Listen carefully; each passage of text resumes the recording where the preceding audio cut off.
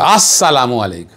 मोहम्मद अज़हर सिद्दीक़ अपने programme maths views के साथ हाजिर खिदमत है। 16 अप्रैल 2024 लाहौर हाई कोर्ट बड़ी गहमा गहमी रही आज।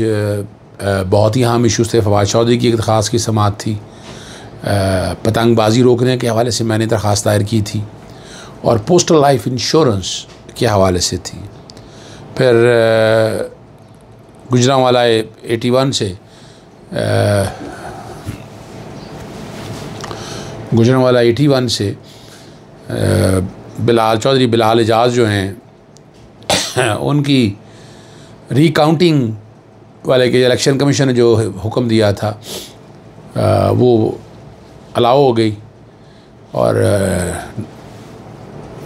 उनके मुखालिफ उम्मीदवार जो है वो मैदान से आउट हो गए। तो ये पाकिस्तान तहरीक इंसाफ की एक बहुत बड़ी जीत है। इस तरह ननकाना साहब 133 हल्का से राना अरशद, वो भी रिकाउंटिंग में बाद में आकर वो रिकाउंटिंग का ऑर्डर हुआ तो उसके कॉन्टेक्स्ट में भी बड़ी मुअत्तल कर दिया है। और खैबर पख्तूनख्वा में रोटी की कीमत पंजाब और वफाक से भी कम कर दी गई। और आपको याद है कि वीडियो बयान जो जारी किया था सदर नान भाई एसोसिएशन को, उसके ख़िलाफ़ पर्चा दर्ज हो गया। और वो मैंने ट्वीट में लिखा, उसके ऊपर ये पर्चा खराज मुकदमा है और आप अपने दिल की बात कर भी नहीं सकते। ये बड़ी ज़्यादती है, ये समझने वाली बात है। फैज़ाबाद धरने की इंक्वायरी कमीशन की रिपोर्ट तैयार हो गई है। जनरल फैज़ हमीद के बारे में बड़ी वजाहत के साथ आ गया है, उनका कोई कसूर नहीं है, उस पर बात होगी। और अडियाला जेल से मुंतकिली की जो दरख्वास्त है वो पहले तो अदम पैरवी का वकील थोड़ा बहुत आगे पीछे हो जाता है, तूफ़ान बदतमीज़ी खड़ा हो गया इसके ऊपर कि पता नहीं क्या कुछ हो गया, और उस पर जो है ना अदम पैरवी खारिज करने की, वापस लेने की दरख्वास्त जो है खारिज वो दे दी गई है। और मियां असलम इकबाल के मुकदमात की तफसीलात फराहम के लिए दरख्वास्त और PTI कराची में जलसे की इजाज़त न मिलने के ख़िलाफ़ दरख्वास्त हुकूमत सिंध से जवाब तलब कर लिया गया है। सबसे पहले तो मैं आपके सामने फैज़ाबाद धरने के हवाले से बता दूं, इंक्वायरी कमीशन की रिपोर्ट जो तैयार हो गई है उसमें जनरल फैज़ हमीद को क्लीन चिट मिल गई है। मैंने पहले दिन भी ये कहा था, और अभी आप लोगों को समझ आना चाहिए कि असल हुक्मरान कौन है। और जो फैज़ाबाद धरना इंक्वायरी कमीशन ने रिपोर्ट मुरतब कर ली है। साबिक़ DG ISI जनरल फैज़ हमीद को क्लीन चिट मिल गई है। साबिक़ IG अख्तर अली शाह की सरबराही में 3 रुकनी कमीशन ने इंक्वायरी रिपोर्ट में कहा है कि 2017 में साबिक़ वज़ीर आज़म शाहिद खाकान अब्बासी ने जनरल फैज़ हमीद को मामला हल करने का मैंडेट दिया था। उस वक्त के आर्मी चीफ और DG ISI ने फैज़ हमीद को माहदे की इजाज़त दी थी। रिपोर्ट में कहा गया कि पॉलिसी साजों को फैज़ाबाद धरने से सबक सीखना होगा। रियासत आइन, इंसानी हकूक़, जमहूरियत और कानून की हुक्मरानी पर समझौता ना करे। इंतहा पसंदी से निपटने के लिए ज़ीरो टॉलरेंस पॉलिसी लाजमी। हक़तूनवी पॉलिसी में खामियों की वजह से फैज़ाबाद धरने जैसे वाक़यात को हवा मिलती है।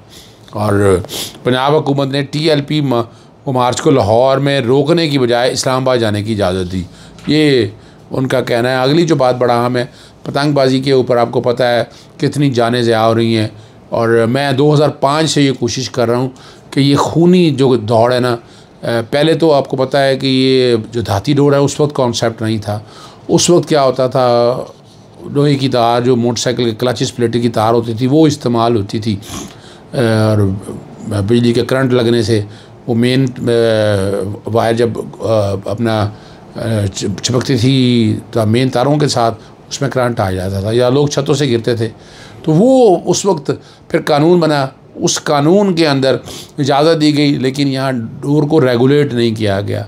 धागा जो ख़तरनाक धागा है, जो केमिकल्स है वो जारी हैं, आ रहे हैं, रोक रहे हैं, लोग रोक नहीं रहे उसको, सिर्फ अपने पतंगबाजी के एक तस्कीन की खातर। यानी आप मेन मुस्बत सोच ले, मुस्बत पतंगबाजी करें तो क्या हर्ज है।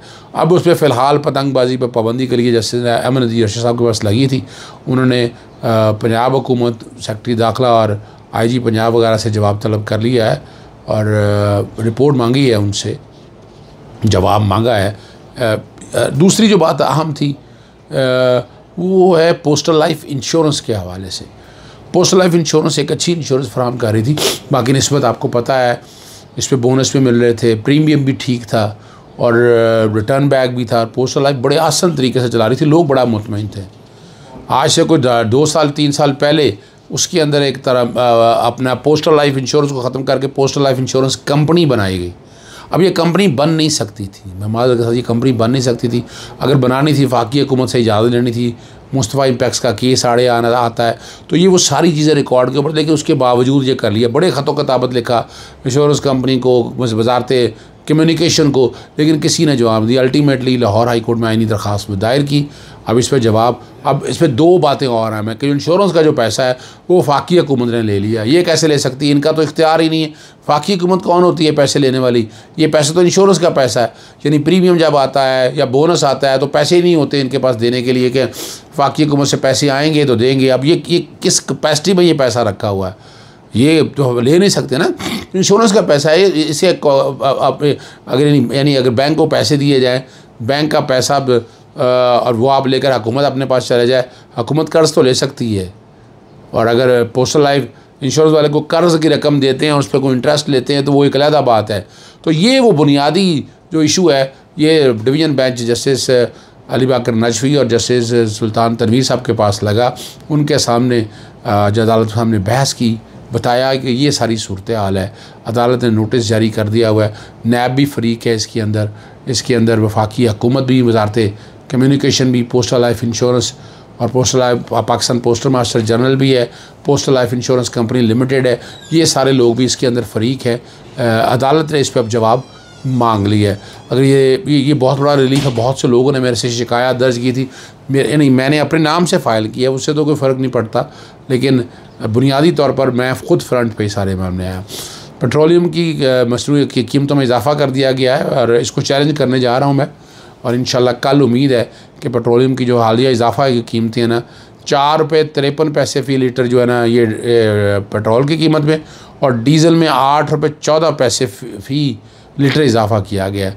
पेट्रोल की नई कीमत 293 रुपये 94 पैसे आ गई, जबकि डीज़ल की नई कीमत 290 रुपये 38 पैसे लीटर मुकर्रर कर गई है। ये पोजीशन है और आवाम चीखें मारती फिर रही है। ना डॉलर कंट्रोल हो रहा है, ना महंगाई कंट्रोल हो रही है, और पेट्रोल की कीमतें बढ़ा रहे हैं, और साथ आप कह रहे हैं कि रोटी की कीमत नीचे लेके आएँ। ये आप लोगों के लिए है।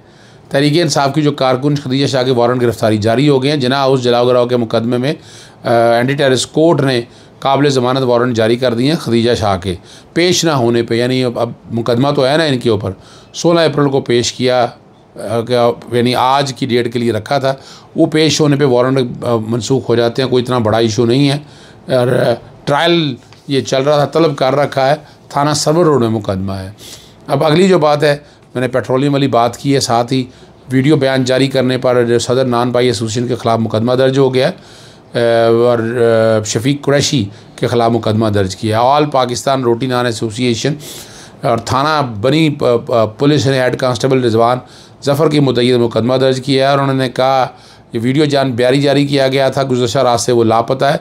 FIR सामने आ गई है। शफीक कुरैशी पर 16 MPO के तहत मुकदमा दर्ज किया है। अब ये जुल्म और ज़्यादती आप इस पाकिस्तान में देख सकते हैं।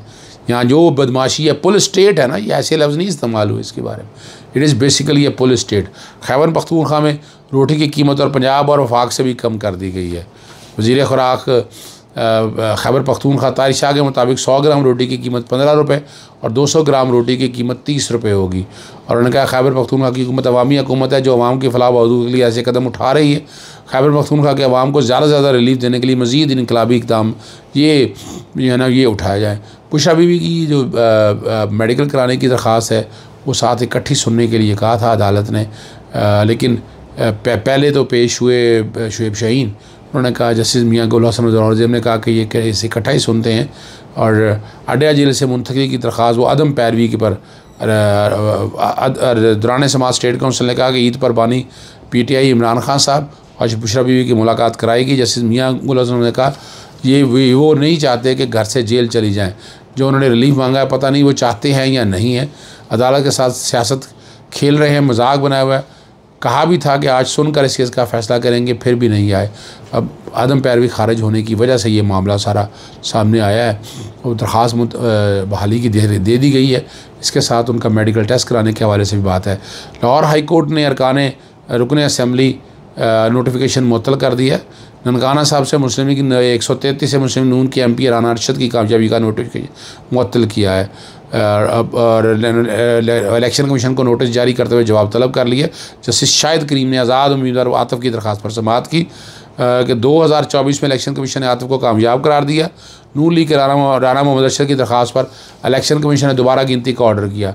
दोबारा गिनती में रिटर्निंग अफसर हल्का PP 137 राना मोहम्मद अरशद को 2571 वोटों के वजह से कामयाब करार दे दिया गया। इस दरख्वास्त में इस्तदा की गई है कि नून लीग के MP राना अरशद की कामयाबी का और उसूली तौर पर बात करें, इलेक्शन कमीशन का इख्तियार नहीं है रिकाउंटिंग करने के हवाले से। दरख्वास्त अगर खारिज करती है तो उसका तरीक़ाकार अपनी जगह पर मौजूद है। वो टाइमिंग की साइड दी है। जैसे शाहिद करीम ने आज बड़ा ज़बरदस्त ऑर्डर पास किया है चौधरी बिलाल एजाज की, और उनकी आइनी दरख्वास्त जो है ना वो अलाउ कर दी है। पेशावर हाई कोर्ट ने PTI रहनुमा मियां असलम इकबाल की मुकदमा की तफसील फराहम करने की दरख्वास्त पर समाअत की। जस्टिस शकील अहमद और जस्टिस साबिदा असदुल्ला ने दरख्वास्त की समाअत की और 7 दिन के अंदर मुकदमा की तफसील और जवाब मांगा है। सिंध हाई कोर्ट ने PTI को कराची में जलसे की इजाज़त न मिलने की दरख्वास्त पर सिंध हुकूमत, डिप्टी कमिश्नर और दीगर से जवाब तलब कर लिया। जलसे की इजाज़त देनी है तो दे, दरख्वास्त मुस्तरद कर दे तो मुस्तरद कर दे। अदालत ने कहा कि जलसे की इजाज़त की दरख्वास्त मुस्तरद करती है तो वजूहत के साथ जमा कराएँ। यानी ये PTI चाहती ही है, कोशिश भी कर रही है, लेकिन अभी तक वही फसायत का दौर चल रहा है। इजाज़त चाहता हूँ। अस्सलाम वालेकुम, अल्लाह हाफ़िज़। पाकिस्तान जिंदाबाद।